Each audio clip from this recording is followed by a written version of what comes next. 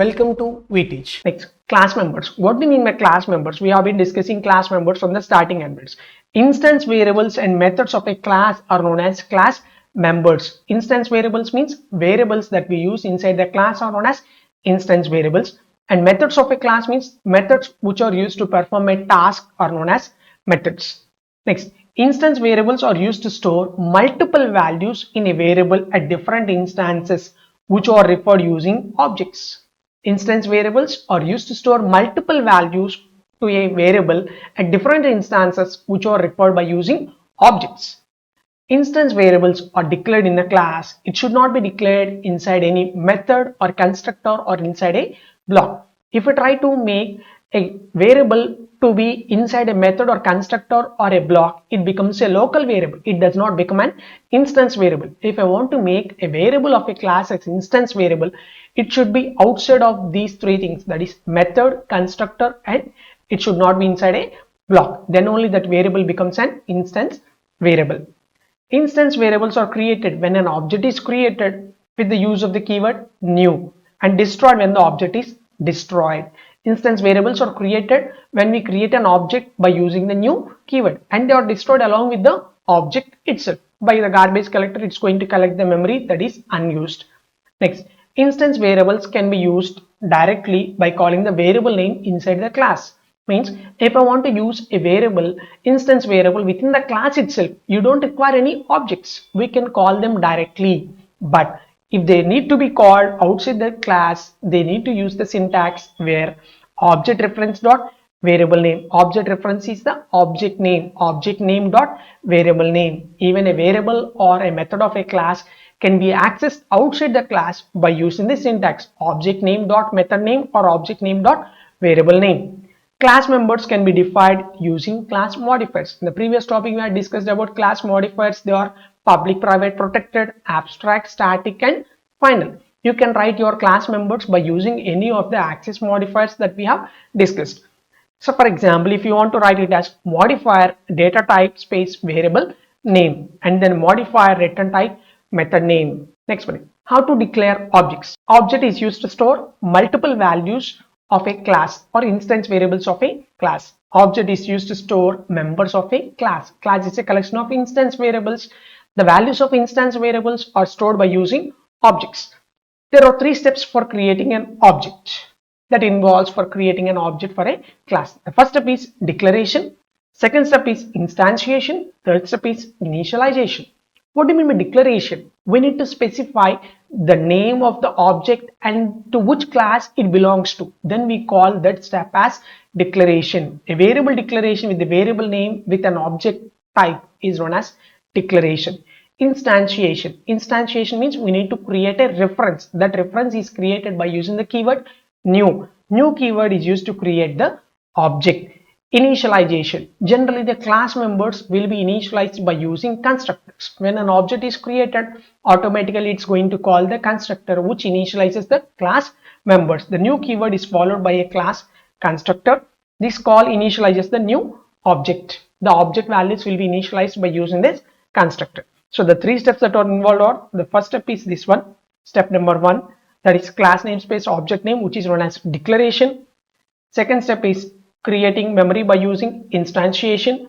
Third step is initialization, which is done by calling the constructor. These three steps collectively are known as declaration of class objects or creating of objects. In the previous topic, we have discussed about a class example box, class box with three variables, double, height, width, and depth.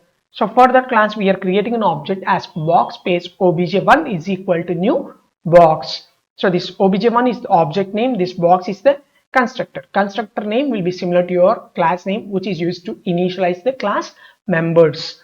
After creating an object for a class, the class members can be referred outside the class by using the syntax object name dot variable name or object name dot method name. These are the two syntaxes which are used to refer variables and methods of a class outside the class. If we see a small example here, we have written a class box with three instance variables, double, width, height, and depth.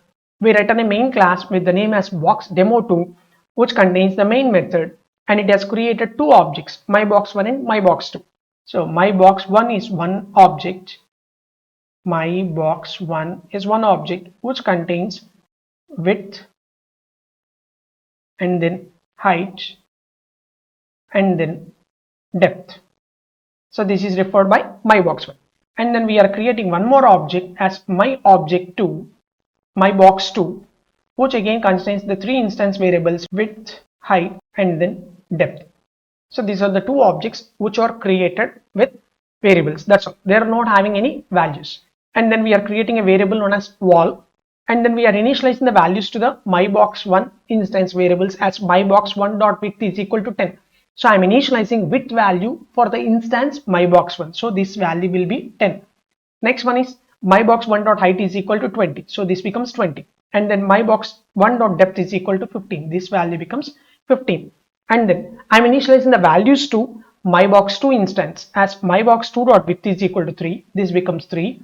Mybox2.height is equal to 6. And then mybox2.depth is equal to 9. So mybox1 and mybox2 were created. They were instantiated and they were initialized also by with values. Next, if you observe the instructions for calculating volume, I am writing wall is equal to mybox1.height width. Mybox1.width is 10 multiplied with mybox1.height, that is multiplied with 20, mybox1.depth multiplied with 15. So totally this becomes 3000. So when I print this volume, we are going to get 3000.00 as the output. In the next case, I am writing my volume 2 is equal to mybox2.width. Mybox2.width is 3 multiplied by 6 and then multiplied by 9. So we are going to get an answer and this answer will be printed on the screen. This is how we can create objects and we can initialize the class members and we can refer the values of the class. Next one, assigning one object to another object. So generally we assign one value to another value, means one variable to another variable. In the same way, we can assign one object to another object, but there is a small difference when we allot one object to another object. Assigning one object to another object just assigns the object reference. It does not create a new instance. So we need to be remember here, when we assign one object to another object, we are not going to create one more reference. We are not going to create another object. It just creates a reference to the existing object. For example, if there is an object like this as obj1 and I try to create obj2, if I write obj2 is equal to obj1, this obj1 will refer to the same reference and obj2 also refers to the same reference. But in the other case, if I write box b1 is equal to new box, box b2 is equal to new box, we have two references, we have two objects, but here we have one object and they're referred by two references. It does not allocate new memory or it does not create another copy. So when we assign one object to another object, it does not allot new memory or it does not create another copy of values. Both objects will refer to the same members of the class. Both are going to refer to the same members.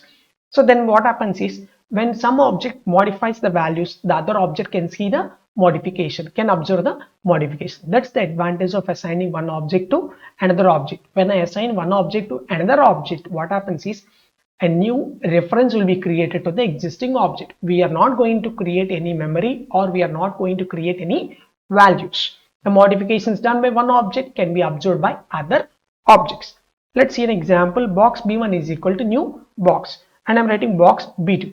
Just I'm writing b2 is equal to b1. If you observe here, I have not instantiated this box. Since I have not instantiated and I have just written b2 is equal to b1, a reference to the box object b1 is allotted to b2 also. This is how we assign one object to another object. Next one is access controls for class members. What do we mean access control to class members? So there are Java supports 4 types of access controls for class members. What are those 4 types of access controls? Are public, private, protected and default. What happens when we make a variable as public, private, protected and default? If a variable is declared as public, it can be used by all the classes in the same package or other classes of other package also, and even in other package also. Package is a collection of classes. In order to differentiate the namespaces, we use the concept of packages. So if a variable is declared as public, it can be used by all the classes in the same package and classes of other package also. It is visible to everyone, simply say private. If a variable is declared as private, it can be used only by the class or within the class where it is declared. It cannot be used outside the class. And protected. If a variable is declared as protected, it can be used by all the classes in the same package and subclasses of other package. And the last one is default. If you don't specify any of the previous three keywords, public, private, or protected, the variable becomes a default variable where the level of accessing is within the entire package only. It cannot be used outside the package. It can be used only within the package where it is declared. These are the four access controls present for class modifiers. Next one is accessing private members of a class. As we have just discussed that private members cannot be used outside the class. Here also private members cannot be used, but indirectly we are using private members of a class outside the class. How it is if we try to use it, compiler generates an error. How to use it is by using public, setter and getter methods and refer in the main class. Generally, private variables cannot be used outside the class. If we try to use it, compiler generates an error. Now, if I want to use it, there is an indirect mechanism by writing some public, setter and getter methods by accessing those private members of a class. Let's see an example here. There is a class employee which contains three variables, int id, string name and int age, which are private variables. Now, what is the intention of this program is to use these private members outside the class employee in the class private example. Now what we are doing is our program execution starts from the main method where I am writing employee is equal to new employee. So here we are creating an object e and then I am calling e.setId. So there are three private members in the class which are referred by e. First one is id, next one is name, next one is age. Now I am calling e.setId of 101. So from here the control transfers to this method where id becomes 101. In this statement we are writing this.id is equal to id. This becomes 101. We are written a public setId method which has initialized the value to 101.